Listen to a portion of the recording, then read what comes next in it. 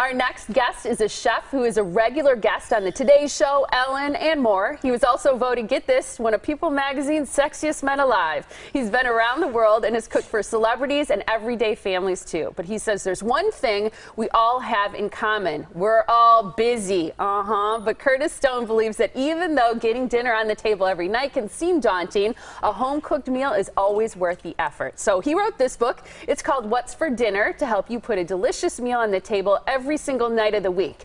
Curtis, we are so excited to have you on the show today. Thank you so much for being here. Thank you. You're just off of a flight. That's so right. we appreciate you being here. It's great. You got this new pleasure. cookbook. Well, let's talk about the sexiest man alive thing. I'm sure Yeah, let's everybody get back there. That's what I want to talk about. I'm sure everybody asks you about it. I mean, what is it like, to be walking around thinking, I'm that sexy? The problem is it was 2006. What happened to me? It was a while ago. You know, when they called me to tell me that, because it was People Magazine that did it, and they called me and somebody rang and said, you know, you're going to be in this thing. And I was like, who is this? Because I thought it was one of my buddies, you know, having a laugh. Thought it was a joke? And I thought it was a joke, yeah. Because chefs, we used to be the stinky bunch of guys that got out of work late. We weren't allowed into the nightclubs or the bars because people were like, you know... stay back in the kitchen. Yeah, those guys with the long hair and the tattoos, they can't come in. And now all of a sudden we've turned into these, you know, bloody rock stars. It's ridiculous. But I'm taking it. I'm happy. Yeah, so did you like it? Did it turn out to be a good thing for you? I don't know how I felt about it, to be honest. It was just so surreal that someone would say that about you. But, you know, look, I took it. Trust me. Do you think you're sexy? Not necessarily, no.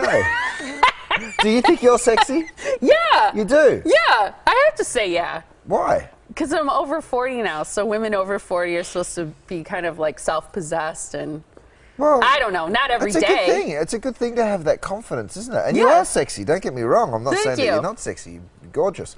But I don't know, it's just not a word that I would use to describe myself. Yeah, I just think it's interesting. I've heard other actors and people talk about whether or not how they feel about that kind of designation. But we did do a survey. It was a worldwide survey. Right. And chef was like number 3 on the list. Is that right? What women see, what women think are lifeguard was number 1. So you didn't beat out the lifeguards. But they almost are wearing nothing. They're wearing nothing, and you they know? can save your life, which is that's a pretty sexy attribute to have. Yeah. But chef was on there, so even in your white coats and your little hats. Stupid hats, great. Bring it. I like it. All right, let's get to the cookbook. Thank you for answering those questions. I think that's fascinating. For our executive producer, I have to ask, do you like pressure cookers and slow cookers, like crock pots? Absolutely. Yep, love them both. You do? Well, they're good because there's a whole chapter in this book about Thrifty Thursday, and you know... That's my favorite chapter. Is it really? Yeah. Yeah. Well, it's budget-conscious cooking because, I mean, we're all on a budget of some description and we all need to sort of stick within that. And when you get tougher cuts of meat, they're usually more flavoursome. But what you need to do is slowly cook them. So you can do that through a crock pot or a slow cooker, but you can also do it through the use of a pressure cooker, which means you can do it fast and still get that beautiful tender braise or stew that falls apart, which is great. And I've never used one. She loves hers, so I'm glad you said that about it. I love, in your book, the way you break down each day of the week. So you got Thrifty Thursdays, which you mentioned. That's my favorite one. You've got 5-ingredient Fridays. I love that. But you're all about finding dishes that you really like that have easy-to-find, not fancy ingredients, right? Right. Look, I did a show called Take Home Chef, and I travelled the country and I met 140 different home cooks and really saw the challenges that they were faced with. So as a chef, I quickly realised all these recipes I've been writing, no one can cook because they've got a 3-year-old tearing around the kitchen and a blunt knife and a little chopping board, and you know. So I quickly realised that you've got to be more realistic and more achievable when you come to writing your recipes. So I started to categorise the challenges that we're faced with when we cook, and I think there's time and there's money and there's complication and there's the washing up. There's all these different things that we want to sort of get around. So the book's split up, and I think those challenges change slightly differently on each day of the week. So Monday's Motivated Monday, because we just ate and drank too much on the weekend. That's right. So we've got to start the week off on a healthy foot. Tuesday's Time Saving Tuesday, because that's a busy day in the office, so you want it to be the 15 to 30-minute meals. Wednesday's One Pot Wednesday. Thursday's Thrifty Thursday, 5-ingredient Friday. You know, we're getting the weekend started again. Love it. Saturday is a little bit more adventurous because that's Dinner party Saturday, that's when we entertain. And of course Sunday is family day, so that's meatloafs and lasagnas and pot pies and all that delicious stuff. The comfort stuff. And Yeah. I was interested to read in your book, Wednesdays is the day that you do all the chores around the house. So Right. that once it's done, your work's kind of finished and you can focus on sharing a meal with the Absolutely. family or with friends. And look, I'm not going to lie, I have a little bit of help cleaning up the house. And, you know, the last thing I want to do is destroy that beautiful work that someone's done. You know when your kitchen's spotless and you're like, oh, should we get a pizza? Because I don't want to destroy that. Yeah, for sure. So I decided I'd do a whole chapter devoted to pot cooking. I love so that. Then there's only one thing to clean up at the end of dinner. I like that. Speaking of little people underfoot, you're a new dad. Congratulations to you. Your son's 18 months, right? That's right, So yeah. he's walking and stuff. Oh, look at him. He is. He's into everything. Is he a good eater? He is. He eats everything that we eat, which is so far amazing. I'm dreading the day that he says no. Occasionally he'll spit something out. You know, he's the first guy to spit out my food, but there you go. Look at you guys. Is it just so much fun? Do you love it's being awesome. a dad? I You're on just the love road, it. you miss them? I do, like crazy. I've been gone for nearly 2 weeks with this book tour, but, you know, I speak to him every day via FaceTime or whatever it is, and I can't get enough of him. Is he good on the phone?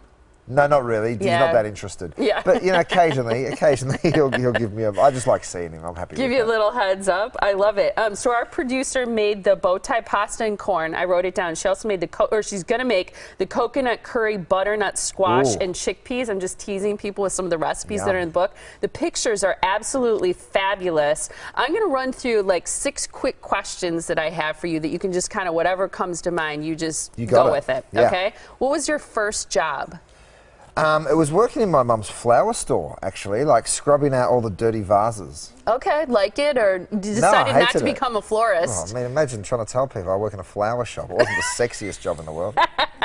Worst disaster cooking-wise, a dish you made that was a flop. I've had a lot of those, but I had a massive disaster in a restaurant in London and nearly burnt the restaurant down. Really? So, yeah, I've had a couple of big Was disasters. it a souffle or like It was actually a wood fire oven that hadn't been used in years, and I decided to bring it back Fire to it life up? and get it really hot and start a fire in the ceiling above it and have a full-scale evacuation. So Right. it happens to us all. favorite dish or like a go-to, something you'll make just if you're at home for your family, your cute little family, or something you just really like? I love cooking a roast chicken.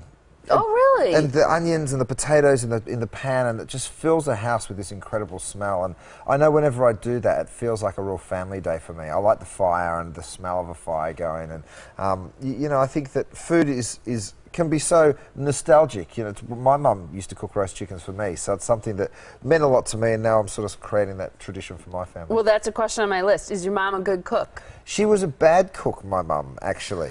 Terrible. I can only say this I because she's in a cannot tell different you country. how many chefs we have had on the show who say that their mothers were horrible cooks. I think that's why they became chefs. This is It's my true. theory. I used to go over to my mate's house. They were an Italian family, and I'd go over there because they had fresh pasta and they made their own pizzas, and I'd be like, my mum doesn't make any of this stuff. But in defense of my darling Loza, my mum, she used to make, she was a great baker, so great cookies, great cakes, and I would sit in the kitchen and I'd watch her, wait for her to finish with the beaters so I could lick them and get my spoon into the bowl. It's cute. I think that's really cute. Who does the cooking at your house? I do. Really? Yeah. Almost nightly?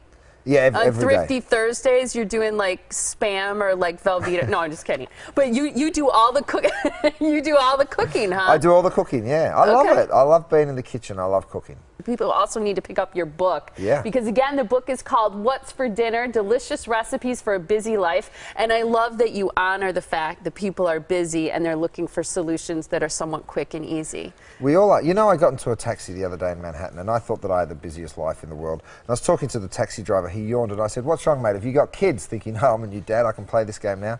And he said, "Yeah, 7 girls." And I was like, Oh, we're all so busy in our own ways." I know, we certainly are. It was a blast to meet you. Thank you so much for joining us. Lovely to meet you too. Appreciate it.